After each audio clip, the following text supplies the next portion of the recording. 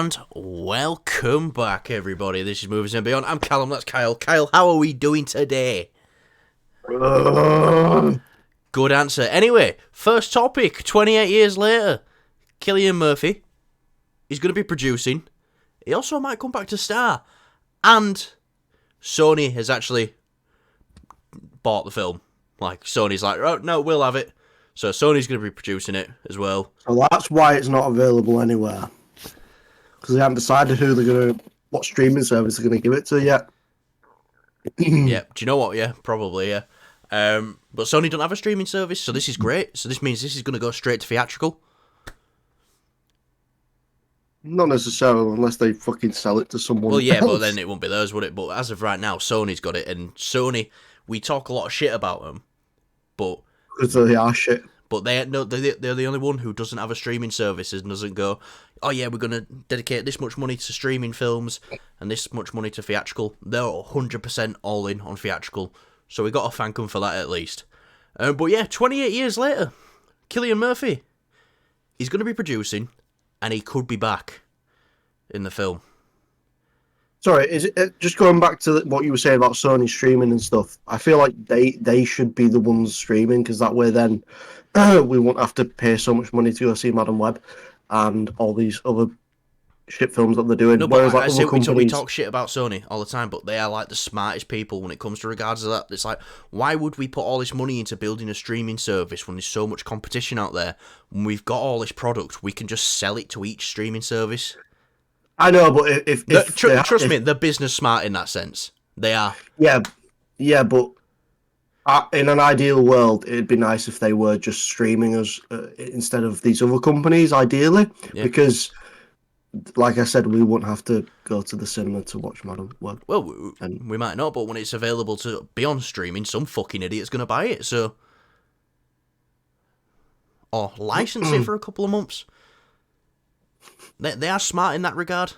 And yes, we haven't seen Madam Web yet, so we don't know what the film's going to be like. It's going to be fucking shit. Right. It could be good. We don't know. Anyways, what do you think about Cillian Murphy producing this? Because obviously this was like his big break back in the day. And he could possibly star as well. Well, I don't know what happens in the first film. I've never watched it entirely. And... if he's back, cool. I love Cillian Murphy. He's a great actor. It's cool to just see him be back in something quite...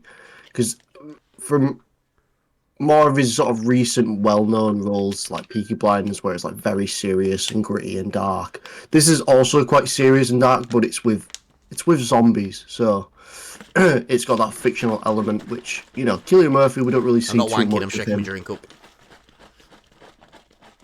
And yeah, I mean, I kind of thought he'd be in this film anyways. So yeah. Yeah, no, it's great. I'm glad he seems like a genuine guy, and he's like, I'm not too big to admit where I came from.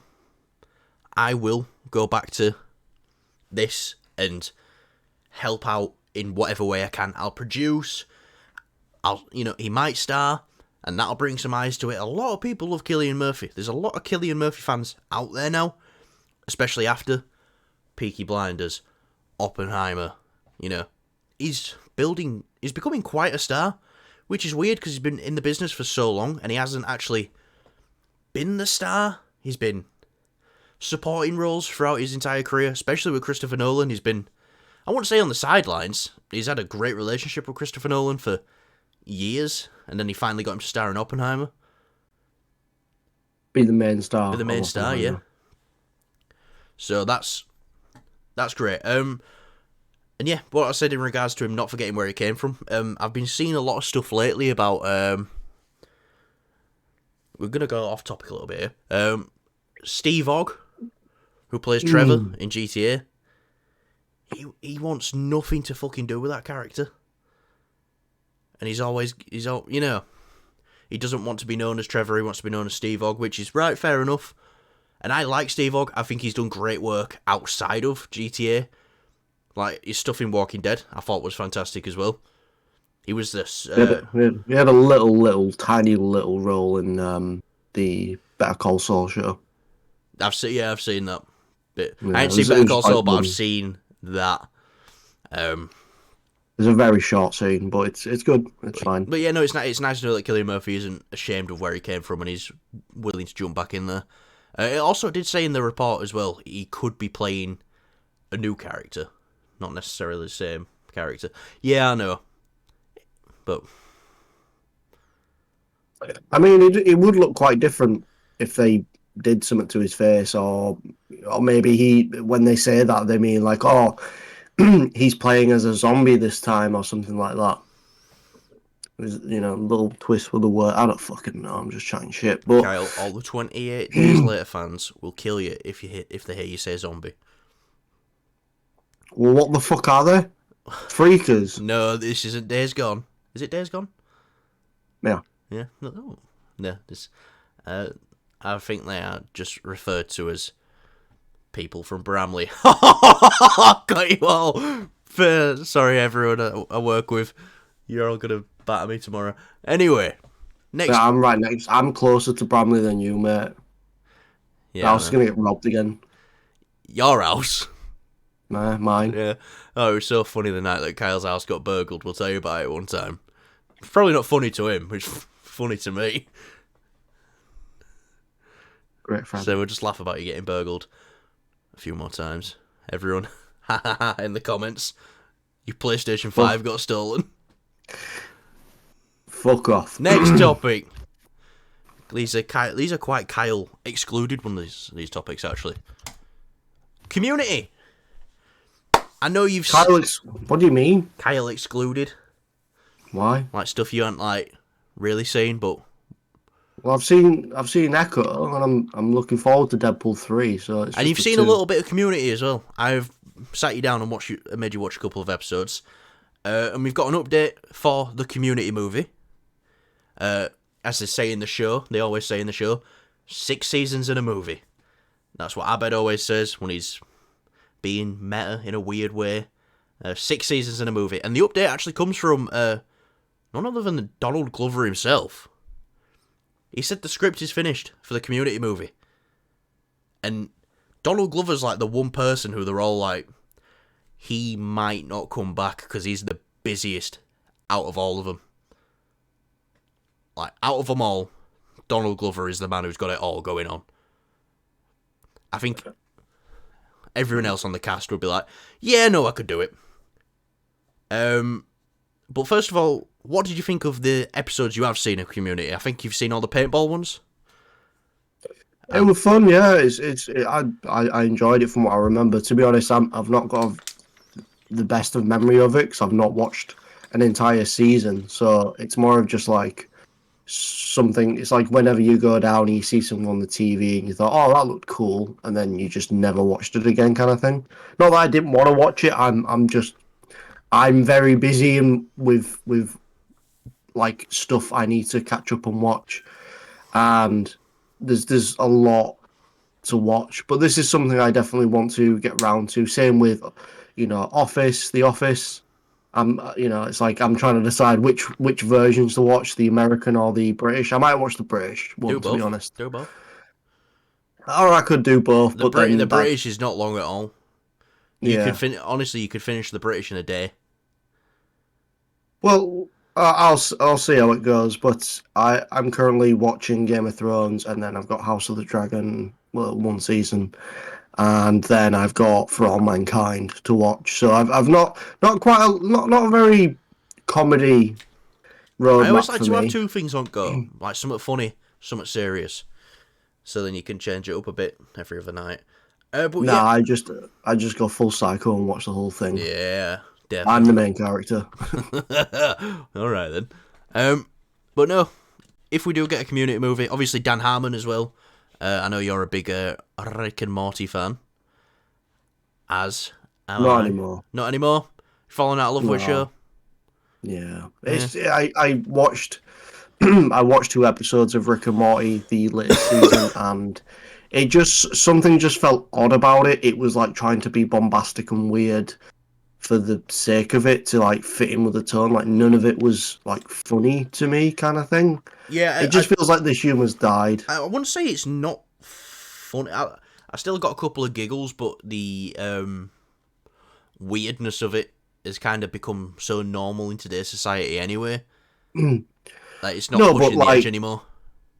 yeah, but I wouldn't say it just feels like it's trying to push. It doesn't have to. Like I'm fine with, if they went and did the weird stuff anyways, just make it funny. I honestly didn't find it funny. I know you said you did, but for me, I was just kind of like, what the fuck am I watching? Yeah, no, because I do really I just enjoy. want to go back and watch the first couple of seasons. I do really enjoy Dan Harmon's writing, and I thought he did great on Community. And there's a season of Community that he didn't write, and I think that's season 4.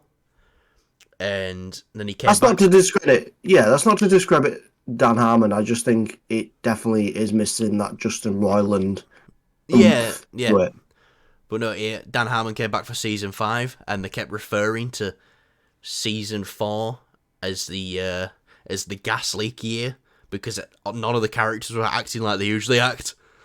So there's in that 4th season, because it was a different writer, so they just called it the gas leak year. They said there was a gas leak in the community college that I went to. That's why there was all acting weird. Oh, okay. A way of writing out someone else's writing, which I thought were pretty clever. But yeah, no, I'm a big Community fan. If we get this film, that's great. I think the one person it depends on is Donald Glover, because he is a global sensation. So yeah, Kyle, next topic.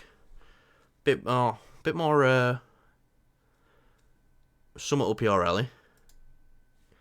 Just trying to think of a word then. Yeah. I love words. Words are my favourite. But Echo.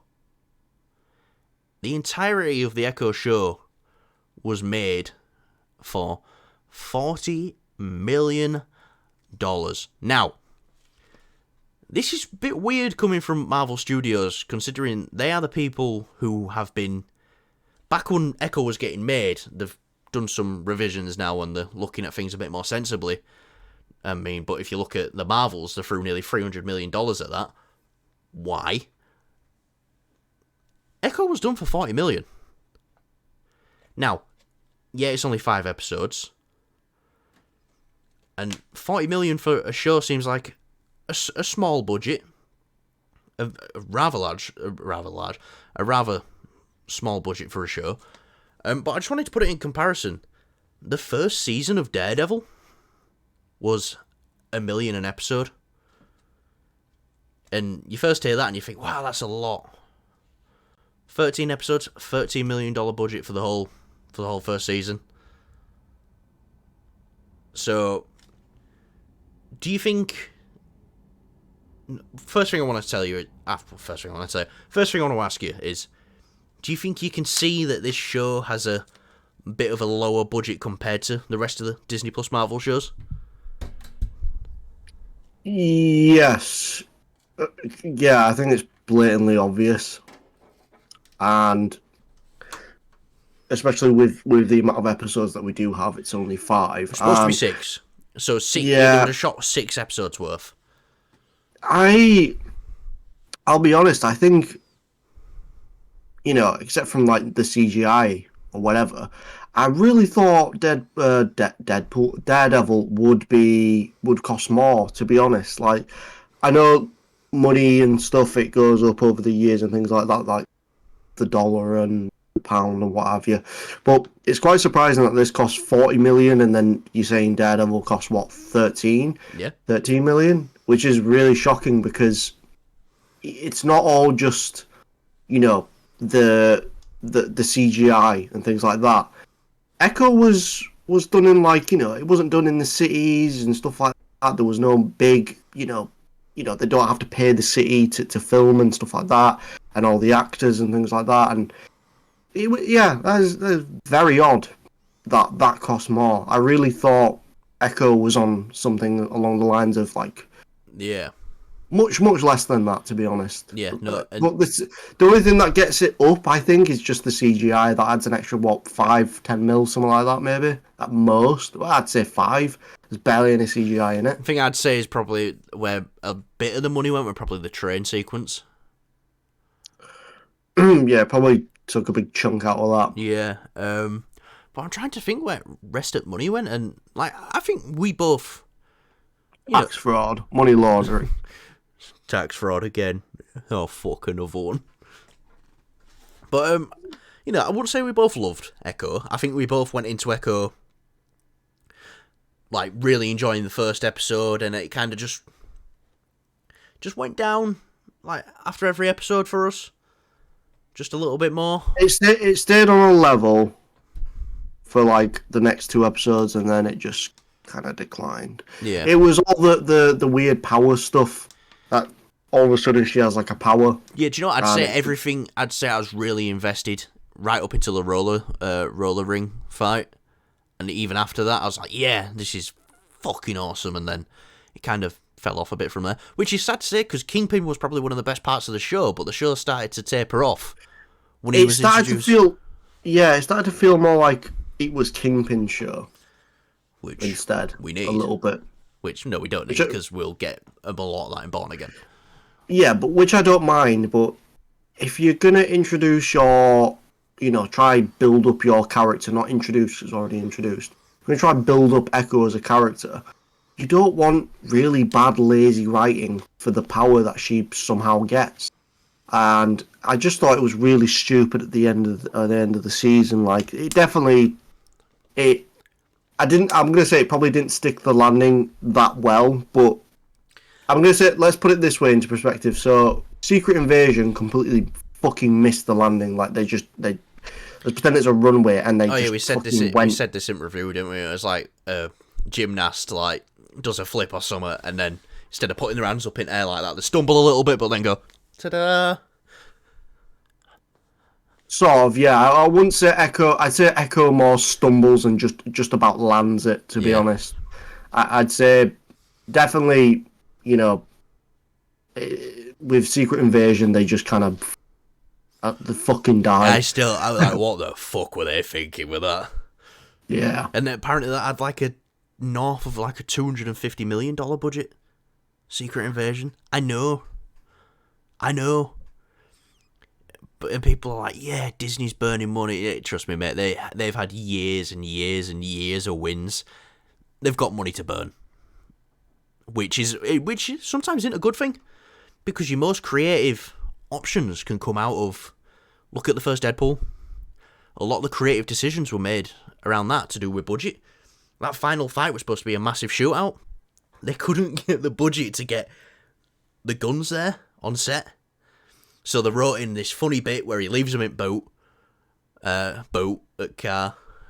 Sorry, Americans. What did America? Trunk. They left it in the trunk. And right, don't butcher their accents. I'm sorry. We're gonna lose fans here. We don't have fans. We've got members of the community. Yeah, I didn't mean fans. I meant we're gonna lose people's interest. Yeah, but just do me a quick favour. Actually, while we're on the topic of Deadpool, we're not on the Deadpool topic. We're on the topic of Echo. But while we're talking about Echo's budget, do you reckon you could see the budget? In fact, okay, we did this last time. This is our new assistant. She's rather sexy. Okay, Google. What was the budget for the first Deadpool film? No? Just awkward silence. No. Okay, Google. I'll be honest. I don't think we should be doing that, just in case, because other people when they're watching the video and okay, Google. Oh shit. My point. Okay, Google. What was the budget for the first Deadpool film? 58 million. $58 million. $58 million. Some information I found on Wikipedia. All right, leave. No, I said that. Your assistant shit. Is it on your phone? Yeah. Okay. My phone's me lighting. Why don't you just steal back the speaker you gave your sister? The Pixel speaker? Because I hate her. And steal it back. Okay. No, I don't. And then you got an assistant? I don't hate you. if you ever see this. She don't know I've got a channel, so she won't say this. Yeah, because you don't want her to see it because you don't like her. No, I love my sister very much, actually. But yeah, Oh, 58 million, and this was 40 million, so it's kind of weird comparing the budgets that way as well, actually, when you look at it and look at what was done in Deadpool compared to what was done in this. And I think superhero films and superhero properties kind of need to go back to this. You know, unless it's a big Avengers film, which I think was I think for both films it was like a $500 million budget for Infinity War and Endgame back to back. But stuff like Captain America, $100 million budget, that's all you really need. they won't do that, but Yeah, that should. maybe like you'll get a project that they don't have too much confidence in, and they give it a lower budget. That's the only way I see them. Well, in terms of that, then, if you don't have that much confidence in the project, don't be putting it out there. Yeah, but you look at Deadpool, and it's like they didn't have that much confidence in it because they didn't give it that big of a budget. But the fan outcry was there because of that leaked test footage. Yeah, so there's certain situations and special circumstances where, you know, things work out for the best, and thankfully Deadpool worked out for the best with the budget and with everything surrounding it. So I don't think that Marvel. I'll be honest. I think Marvel will probably put more money into these movies now, just because of like the downfall that they've had. No, they're on a cutback on spending. Well, I think that'll probably get changed as soon as the first DC Universe movie comes out. Well, that is still over a year away. The Superman Legacy. And by that point, we would have had Deadpool come out and Captain America Brave New World. Still hate that name. You still hate it? Yeah. God, we hate that name. Anyway, let's get on to Deadpool 3. Not Deadpool 3. Deadpool 3 might be the title, might not be the title. We don't know what the title for Deadpool 3 is. Matthew Vaughn, the creator of some of our favourite films, you know, the first Kingsman, for example, X-Men First Class, Kick-Ass. He's done a lot of great stuff in the comic book genre itself. He's got Argyle, which is out in cinema now. Will be out in cinema this weekend. Didn't do a great sequel though, did he, for Kingsman? No, and do you know what? Right up until that point, Matthew Vaughn never did sequels in a franchise. Like, you know, he would do a sequel, but he'd never do more than one movie in each franchise. Because he was supposed to return for Days of Future Past, and he was like, nope, I don't do that. One and done. But yeah, and the Kingsman must have been something really connected to and stayed for. Oh, they paid him enough money. Yeah, because he didn't even do the sequel to Kick-Ass as well. He did the first one, not the second. But, you know, he's been doing some interviews lately, and he's been speaking about the Marvel Universe, obviously, because he is part of that family. He did direct X-Men First Class. And he says Deadpool 3 will be the jolt of electricity that breathes life into the dead body, which is the Marvel Universe. Now, I don't necessarily agree with what he said. I agree that it's going to be a big boost for Marvel. Something they need. But, you know, and people in the comments, if you don't agree with what I'm saying, fuck off. As long as you don't call me fat, I'm alright, I won't tell you to piss off. People in the comments, let me know as well, like, what your opinion is, because people are going to have different perspectives on this, and I'm actually genuinely interested, is, you know, from Matthew Vaughn's point of view, the MCU is dead, Marvel is dead, but Deadpool 3 is going to come in and save it, and everyone's going to be happy again. From my point of view, it's the Marvel Cinematic Universe isn't dead, because we've had hit and miss projects since Endgame. We are just so used to Marvel fans being everything was a win, and now people might disagree with us before that as well. Though people will say, well, not everything before Endgame was a win, which is also true. Yeah, that's the big issue. Is like people are saying, "Oh, Marvel is dying now," and they've had duds, they've had too many duds, they've had a few wins, and it's like, well, no, they did do things a lot better, in the first series of films, before Endgame. This is post Endgame I'm talking about, but they still had their duds. Not everyone agrees that Iron Man 2 is good. I didn't like it when I first saw it. I really didn't like it, and I grew to kind of appreciate it as the older I get and the more I watched it. For the Dark World, not a lot of people like that. I know, Callum, you're not like the biggest fan of it. I quite enjoy it. I can sit down and watch that film. I really thought it was pretty good. As an MCU fan, I think I've only watched Follow the Dark World 3 times.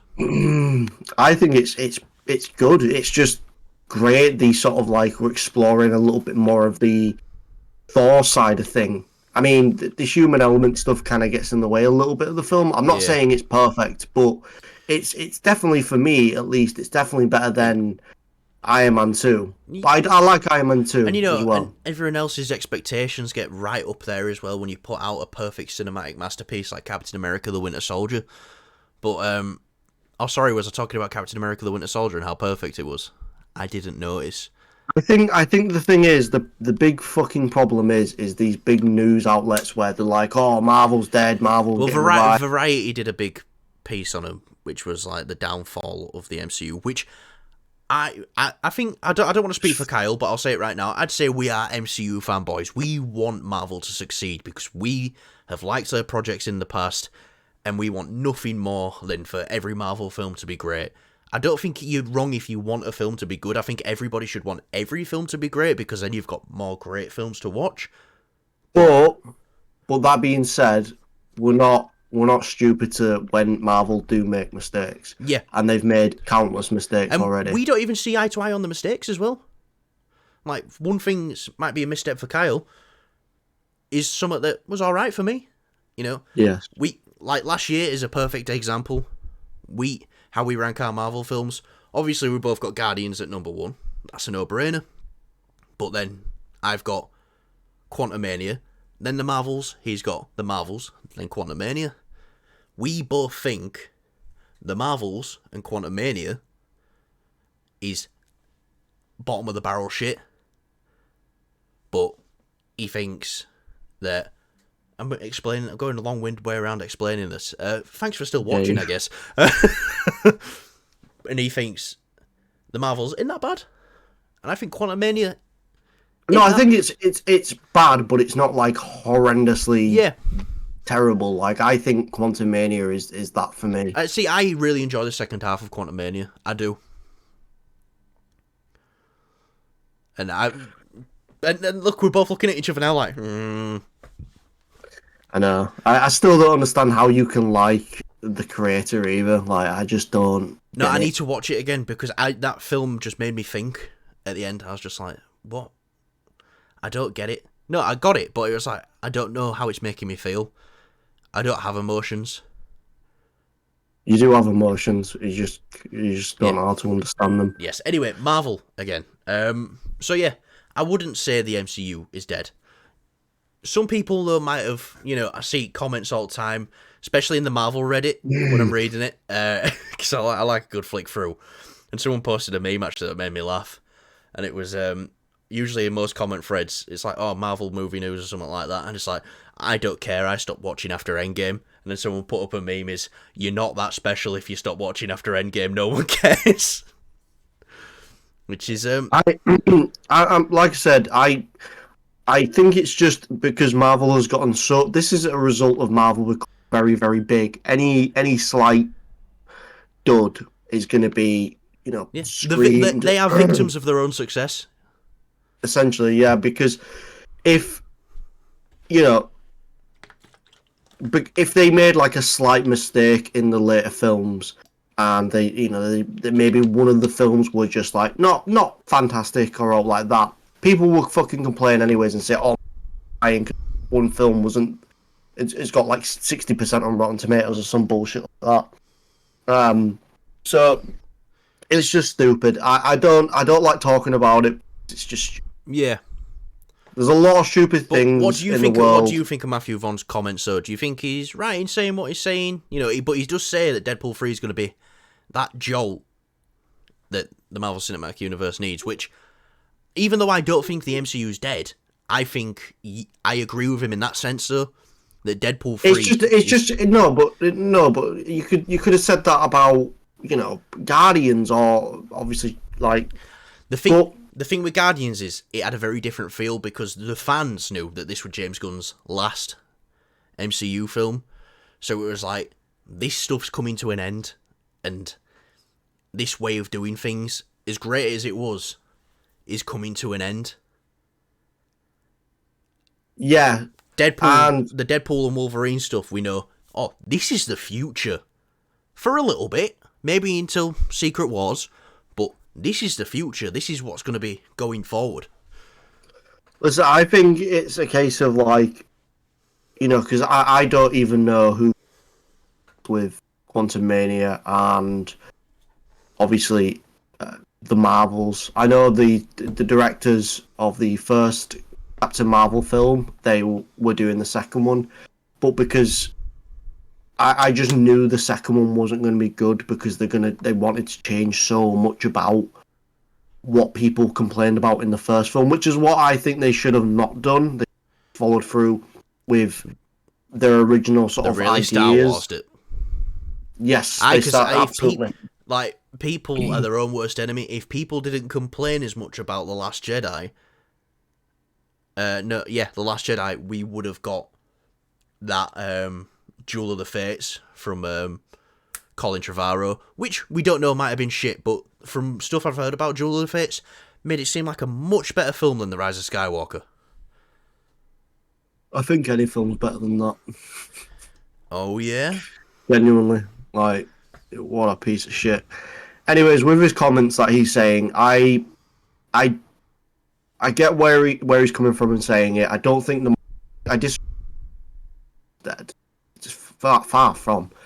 And I think this will just be a nice win. Not a win. It'll just be another great Marvel film. Yeah, and it'll be the great Marvel film of the year because nothing else is coming out. Marvel don't need wins, so to speak. They don't need it to revive them. They just need to rejig some stuff. And yeah. In terms of like financial wins, yeah, I think they need some big critical wins, like some very big critical wins, and I think Deadpool will probably be a financial and critical win. Yeah, but you gotta think it's just how many films have come out since Endgame that have been not the best? We've got Quantum Mania, Black Widow, the Marvels, Quantum Mania. A lot of people are hot on Love and Thunder. I know I seem to speak for us both. Your opinion might change at some point, but I know us two don't hate Love and Thunder. We think it's just it was a fun time in cinema when we saw it. And it was like, I feel kind of bad for Taika Waititi because he made Thor Ragnarok and everyone was like, that's so Taika Waititi. Make it more Taika Waititi. And he did that. And everyone was like, I don't want to. No. Leave me alone. I don't want this. That's what I mean. And you look at the other side of that, and you've got No Way Home. You've got all these fantastic other films that are, that we've had. Shang-Chi. So we've not like look back at Marvel before that.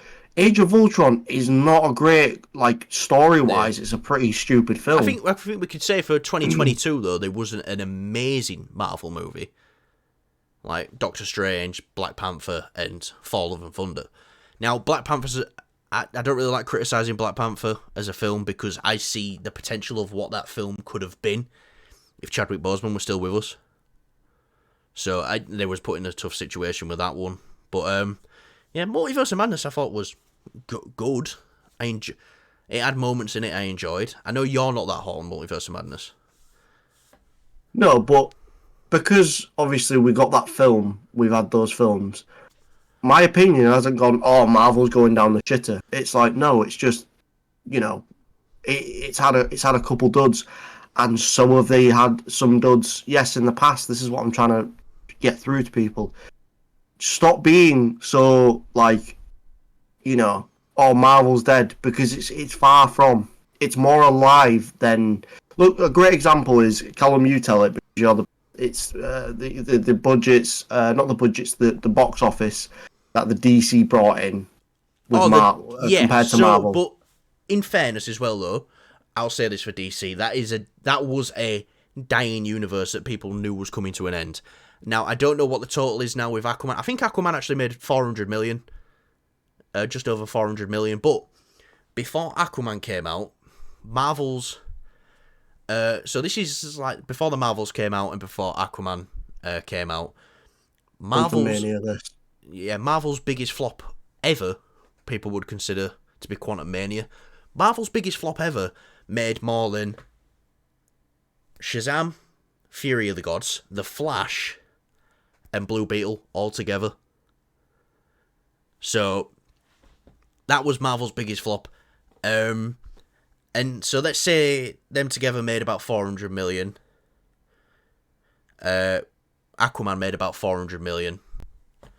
And put that against Marvel's biggest win of the year, last year, which were Guardians, which I think made nearly 900 million. Guardians still beat every DC film. Quantum Mania still made more than Aquaman. So yeah, but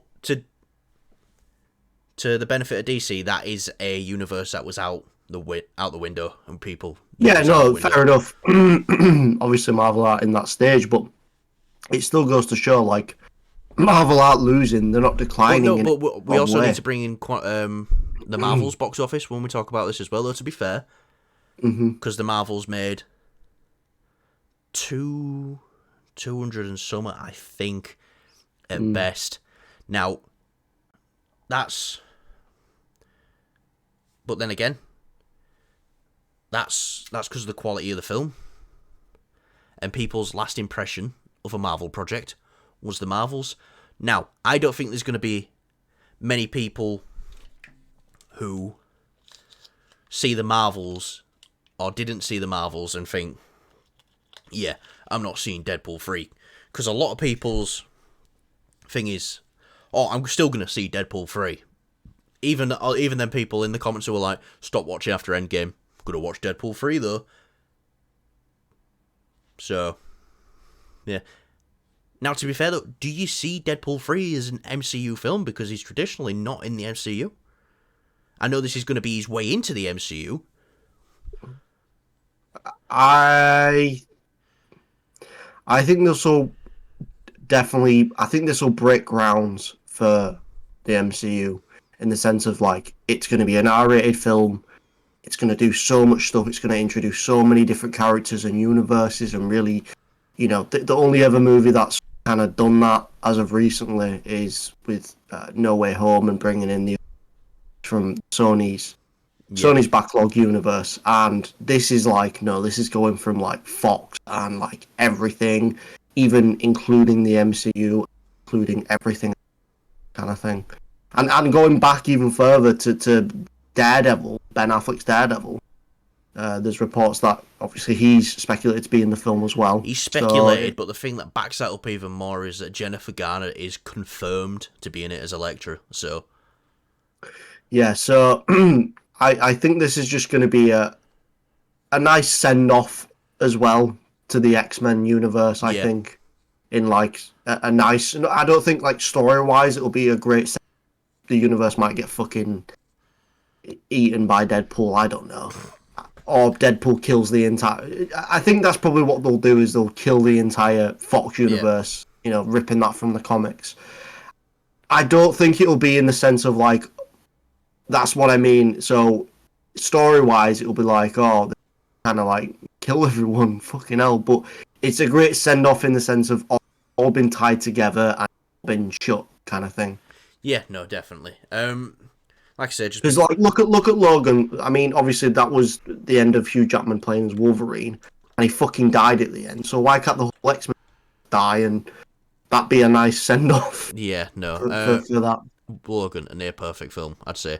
But before we go, I just want to say that yes, we are both aware of the state of the Marvel Cinematic Universe right now, and yes, there has been good projects, but we both, She-Hulk. but we know as fans that we've had better, and I say even as fans we deserve better, because we've been there opening night, up midnight. Double showings, full Captain America trilogies in one night in the cinema. We've done it all. So, yeah, we're not here defending the MCU saying, "Oh no, it's still good, guys. It's still good," which it still does have good things. I would just object to saying it's dead. I wouldn't say it's dead.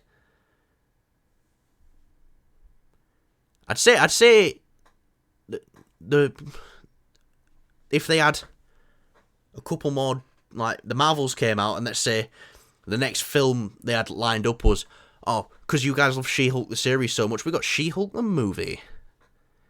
Then that might have been the thing that like stomped it while it were down. That would have definitely been the first bit of wood that would have been cut for the coffin, I think. But yeah, no, definitely. Anyway, let's wrap it up, Kyle. Anything you want to add before we go? No. Something I want to add before I go. When me and Kyle first started this channel, a couple of weeks into it, he got something in his eye and he couldn't record and show his face. Well, I've got something in my eye right now, and I went through a full episode without complaining, you bitch. So fuck you.